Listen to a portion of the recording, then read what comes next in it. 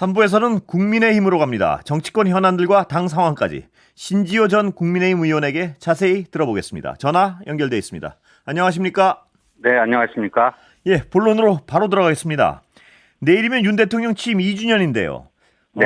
잘한 점과 아쉬운 점 좀 간략하게 정리해 주시죠. 이제 반대 진영에서 보면은 여러 가지 문제점이 많다고 생각하겠지만 저희들이 볼 때는 국정 운영의 큰 방향에 대해서는 대체적으로 잘 잡고 또 준비를 해왔다는 생각이 드는데, 그런 것들을 국민들과 함께 공감하고 나누고 소통하는 점에서는 다소 아쉬운 점이 꽤 있었다, 이런 생각이 듭니다. 예, 결국 소통과 소통이 문제였다 이 말씀이신데요. 대통령실 말씀과도 일맥상통하고요. 근데 최근에 실제로 어떤 이 소통 변화의 조짐이 있습니까? 대통령께서 이제 그 기자들과의 어떤 일문일답을 이제 오랜만에 시작을 한 거고요. 내일 이제 취임 2주년 기자회견 하는데 1시간 이상 넉넉하게 시간을 잡고 주제 제한 없이 거의 무제한 질문을 받을 것 같습니다. 이런 것들이 이제 국민 여러분들께 어떻게 평가받을지는 모르겠지만 변화를 위한 몸부림이라고 생각이 됩니다. 주제 제한 없이 이건 맞는 것 같고 무제한 질문 받을 수 있을까요? 내일 이제 기자분들께서 저는 또 이렇게 단단히 좀 이렇게 예리하고도 송곳 같은 질문을 해주면 어떨까 하는 생각이 듭니다. 예. 예. 자, 그리고 또 하나 논란이 있는 부분이 이제 민정수석실 부활인데요. 민심청취. 네. 야권에서는 당연히 민심청취는 무슨 민심청취냐? 검찰 통제용이다. 이렇게 얘기하고 있는데 어떻게 보십니까? 그게 이제 민정수석실 부활이 민심을 청취하기 위한 것인지 아니면 사정기관 통제하기 위한 것인지 지금으로서는 각각의 주장만 있을 뿐 아니겠습니까? 그런데 이제 김대중 정부에서도 민정수석실을 없앴다가 부활을 시켰는데, 한 가지 이제 아쉬운 점은 김대중 정부 때 민정수석실을 부활시키면서 그 민정수석으로 이제 김성재 당시 한신대 교수를 임명을 했거든요. 예. 근데 이번에는 검찰 출신을 임명하다 보니까 이러저러한 이제 오해라든가 이런 게 좀 있는 것 같습니다. 그래서 이거는 지금 각각의 주장이 있을 뿐이기 때문에 앞으로 민정수석실에서 움직이는 거 보면요, 한 달이면은 이게 어떤 그 의도를 가지고 만든 것인지 판명이 날 거라고 봅니다. 운영되는 거 보면 답은 나온다. 이런 말씀이시죠? 네. 예. 예. 하나 더 여쭤보겠습니다. 그럼 이거는 오늘 그 윤 대통령 장모 가석방 됐는데 가석방 결정이 났는데요. 이건 어떻게 보십니까? 비판 여론이 있습니다만. 예. 네, 가석방 요건에 부합되기 때문에 이제 그렇게 결정을 내린 것 같은데, 예. 이제 정무적인 판단으로는 2달 좀 일찍 나오고 하는 문제인데, 내일 또 대통령 취임 2주년 기자회견을 코앞에 두고 이런 결정이 내려지면 좀 민심이 어떻게 반응을 할 것인지 저희들로서는 적지 않게 좀 걱정과 우려도 되는 게 사실입니다. 그 말씀하신 것 때문에 그런데요. 예를 들어 두 달밖에 안 남았는데 지금 내일 기자회견 앞두고 여러 가지 정무적 판단으로는 누구에게도 도움이 안 될 것 같은데 왜 이런 결정이 내려졌고 이렇게 가야 될까요? 어떻게 보십니까? 그러니까 만약에 그분이 이제 대통령의 장모가 아니고 그냥 평범한 사람이었다면은 오늘 가석방 결정이 내려졌다 해서 무슨 문제가 되겠습니까? 예. 네, 그 전혀 될 게 없고. 근데 이제 대통령의 무슨 가족 인척이다 해서 또 불이익을 받으면 그게 또 법 앞의 평등이라는 점에서도 또 문제가 되곤 하는데, 지금은 이제 그런 법리적인 것만 따질 수 있는 상황이 아니고 또 국민 감정도 고려해야 되고, 그래서 고도의 정무적 판단이 필요로 하는 건데, 그렇습니다. 아마도 그 가석방 심사위원회가 그런 정무적인 판단을 하는 것은 아니지 않느냐. 그래서 그런 판단이 좀 내려진 것 같습니다. 네. 예. 어떤 여당 정치인으로선 이번 결정이 아쉽다는 데는 동감을 하시는군요. 네, 여러 가지로 좀 아쉬움이 남습니다. 예, 그렇군요. 자, 내일 기자회견, 성공적인 기자회견 되려면 어떻게 진행돼야 될까요? 아까 잠깐 말씀하셨지만, 주제는 어떻습니까? 의제들은. 예. 의제들은 여러 가지가 나올 것 같고요. 예. 그런데 대통령이 이제 법률가 출신이다 보니까 굉장히 논리적이세요. 그래서 이제 이게 논리적인 거, 또 이제 특검법 관련해갖고 법리에 대해서 설명을 할 수가 있는데, 근데 이제 그런 논리와 법리가 항상 국민 감정하고 정확히 일치하지 않을 때가 굉장히 많습니다. 예. 그래서 이 정무적인 판단과 어떤 그 고민은 그런 갭을 어떻게 메울 수 있는가. 무엇보다도 이제 소통을 다시 활성화하고 본격적으로 재개하기로 한 거기 때문에 내일 회견은 뭐 법리, 논리 이런 거 부담도 국민 감정을 잘 아우르면서 국민들과 함께 공감대를 넓힐 수 있는 쪽으로 각별히 좀 노력해야 되는 게 아닌가 하는 생각이 듭니다. 예, 내일 그 예고된 어떤 굉장히 민감한 질문들이 많지 않습니까? 근데 네. 걱정은 그런 어떤 민감한 질문들에 대해서 뻔한 대답이 나오지 않을까. 예를 들어 뭐 최혜병 건은 공수처 수사를 지켜봐야 된다. 김건희 여사 특검은 검찰이 수사 시작하지 않았느냐.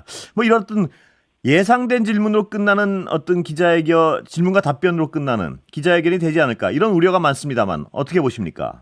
저는 뭐 최상병 사건에 대해서는 저는 이미 개인적인 입장을 그 말씀을 드린 바가 있는데 조건부 수용으로 가야 됩니다. 예. 왜냐하면은 지금 공수처 수사가 한참 속도를 내고 진행 중에 있으니까 원래 특검이라고 하는 거는 검찰 수사의 미진한 부분, 부족한 부분을 채우는 보충적인 게 이제 특검 아니겠습니까? 그러니까 또 민주당이 그토록 강력하게 주장해서 설치를 한 공수처 수사가 끝난 시점에 그다음에 특검 임명도 민주당이 2명 골라서 그중에 1명으로 하는 게 아니라 대한변협 같은 중립적인 기관에서 복수를 추천하면 대통령이 고를 수 있게끔 그런 정도로 해서 수용을 하겠다. 이런 입장을 낼 피력을 하면 저는 국민 여론은 상당히 거기에 대해서 호응할 거라고 믿습니다. 예, 김건희 여사 특검은 어떻습니까?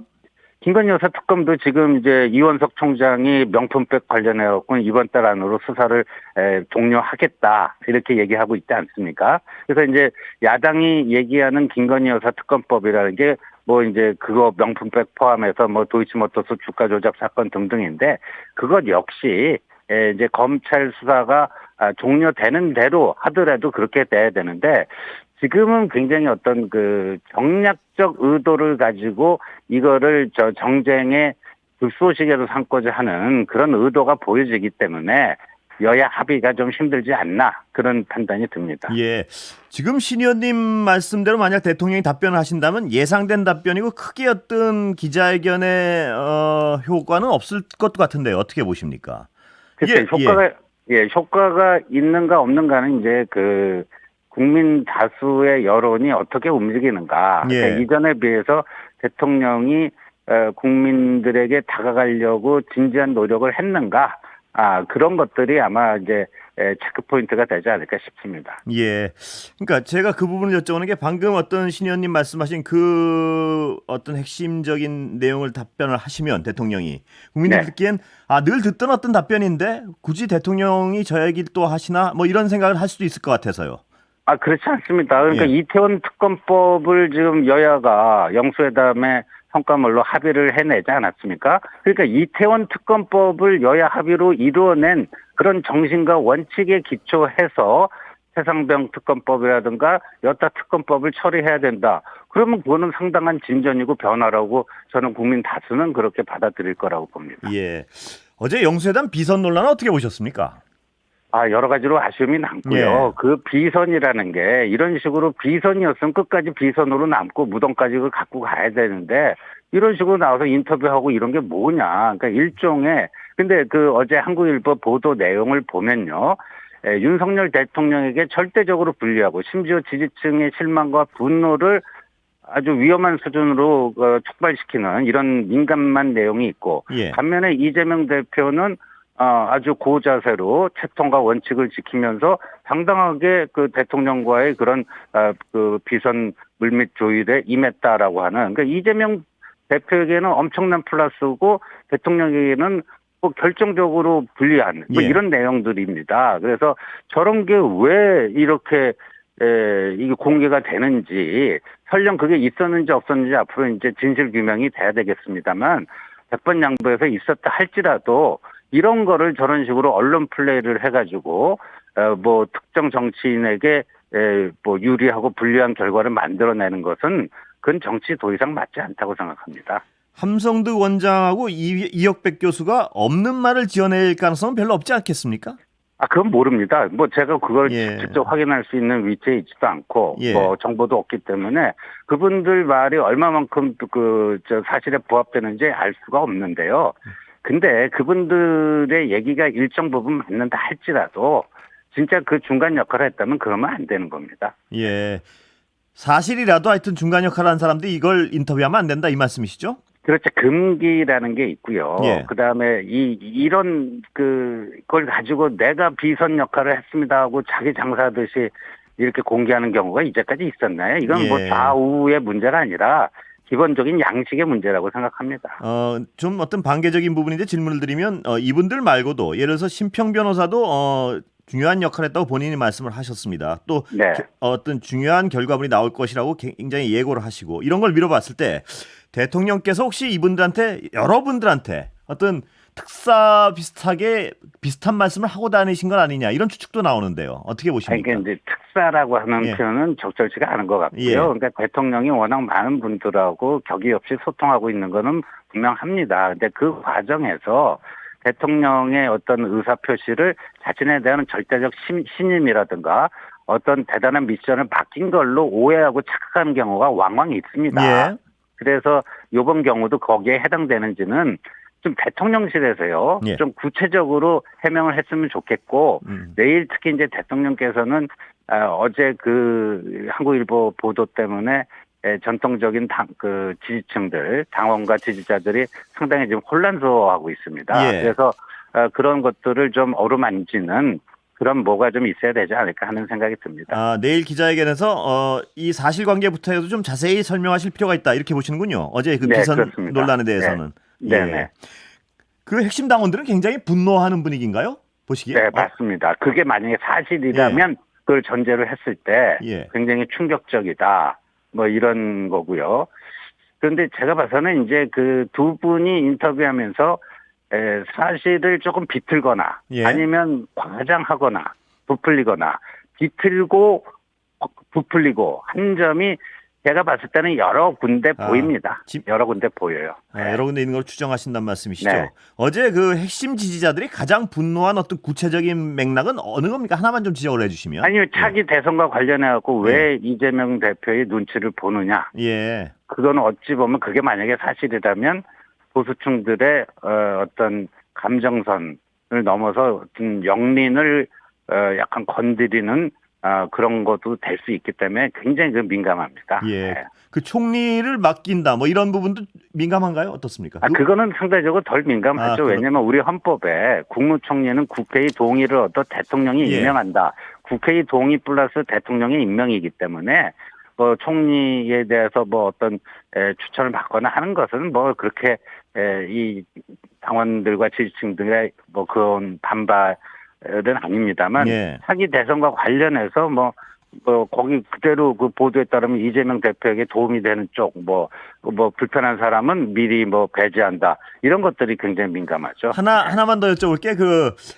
당원과 지지자들이 말려가지고, 그 참모와 지지자들이 말려가지고 대화를 못했다. 이 부분은 어떻습니까? 민감합니까? 안 합니까? 그 부분도 민감한 거죠. 이제까지는 재판을 받는 피고인이기 때문에 사법부에 잘못된 신호를 줄 위험성이 있기 때문에 그 이재명 대표와의 회담에 응할 수가 없다 하는 논리였는데 만약에 그렇게 얘기했다면 그것 또한 조금 이게 말이 되느냐 하는 그런 그 느낌이 없을 수가 없을 것 같습니다. 예. 다른 얘기 좀 여쭤보겠습니다. 박찬대 민주당 원내대표 등등 야권에서는 4년 중임제 개헌 많이 얘기 꺼냅니다. 어떻게 보십니까? 근데 개헌은 이제 제7공화국을 만드는 문제이기 때문에 그건 어떤 정략적 정쟁적 그게 아니고 정말 국가의 미래를 설계하는 뭔데 국민의힘 내에서도요. 그 4년 중임제 미국식 제도의 이런 도입 여기에 대해서 상당히 또 열린 마음으로 또 과거에 또 그런 당론을 채택한 적도 있었고요.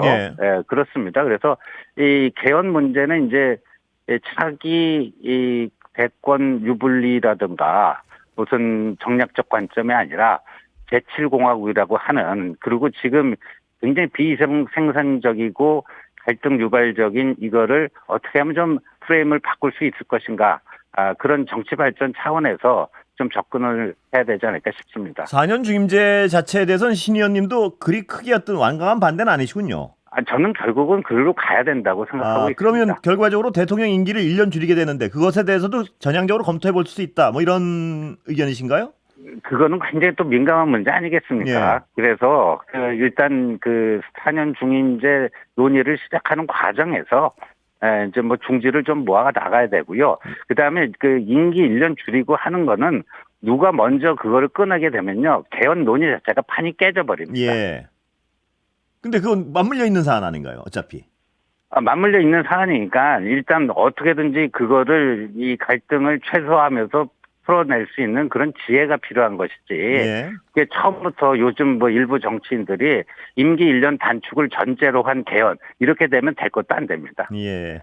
자, 시간은 거의 다 됐는데요. 그 한동훈 전 비대위원장 재등판 가능성에 대해서는 어떻게 평가하십니까? 지금 많은 분들이 예를 들면 심평 변호사, 홍준표 대구시장, 좀 총선 백서 책임자인 조정은 의원, 오늘 또 이철규 의원 등등 해서 한동훈 전 비대위원장의 등판을 견제하고 그걸 막으려고 하는 여러 가지 시도들을 하고 있는데 예. 역설적이게도 그분들이 한동훈의 재등판을 막으려는 것과 정반대쪽으로 이게 지금 작용하고 있는 게 아니냐. 예. 그래서 오히려 그분들의 그러한 시도는 지금 실패하고 있고 오히려 그러니까 한동훈이 빨리 나와야 된다라고 하는 여론이 그런 에너지가 오히려 강해지고 있는 형국가 아닌가 보여집니다. 그건 역학적으로는 그렇다 치더라도 나오는 것이 바람직합니까? 바람직하지 않습니까? 여당으로서는. 아니 저는 좀 한동훈 위원장이 충분히 뭔가 다시 재충전할 수 있는 시간을 가져야 된다고 생각을 하는데 이제 지금 상황이 이 한동훈을 대체할 뚜렷한 대안적 리더십이 보이지 않는다면은 한동훈 위원장의 의중과는 무관하게 한동훈 나와라 하는 그런 환경이 그 여론이 좀 강해질 가능성이 좀 높아 보입니다. 예. 최근의 흐름을 보면요. 그러니까 제가 여쭤보는 흐름은 그런데 바람직합니까? 그렇지 않습니까? 여당 지금 상황에서. 그러니까 등판하는 것이. 바람직한가 아닌가는 예. 정치라는 거는 현실 정치는 그런 조성된 상황에 맞게끔 최선이 아니라도 차선책을 선택해야 되는 거니까. 예. 저는 그러니까 누군가가 내가 이렇게 한번 당을 재건해 보겠다. 한동훈 위원장 아닌 분들이 그래서 좀 국민들의 어떤 지지와 뭐를 받기를 저는 바랍니다. 예. 오늘 말씀 여기까지 듣겠습니다. 감사합니다. 네, 감사합니다. 예. 신지호 전 국민의힘 의원이었습니다.